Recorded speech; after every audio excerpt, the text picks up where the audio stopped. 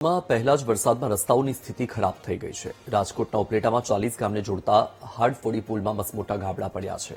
પુલમાં ગાબડા પડતા હાડફોડી માટલા જૂનાગઢનો રસ્તો વાહન ચલાવવા લાયક નથી રહ્યો। અનેક રજૂઆત છતાં રસ્તાની કામગીરી ન થતા લોકોમાં રોષ છે।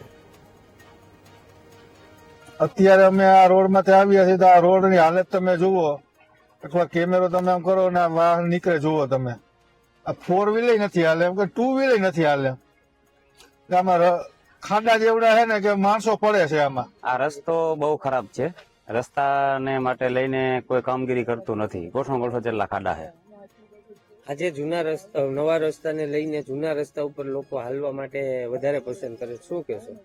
આ જૂના રસ્તામાં હાલવાનું વધારે પસંદ કરે। એમાં ખાડા નથી, એમાં કાયદેસરનો રોડ છે। આમાં કીચડ ઉડે છે। બીજા નંબરમાં ખાડા મોટા છે।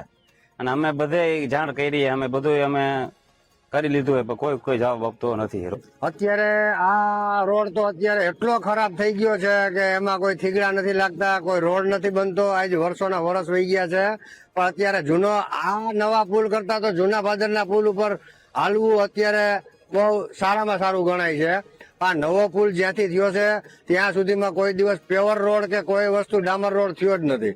અને જયારે પણ થીગડા મારે છે ને ત્યારે નકરા ધૂળના થીગડા લાગે છે। અમદાવાદમાં રથયાત્રા પૂર્વે ગુનેગારોને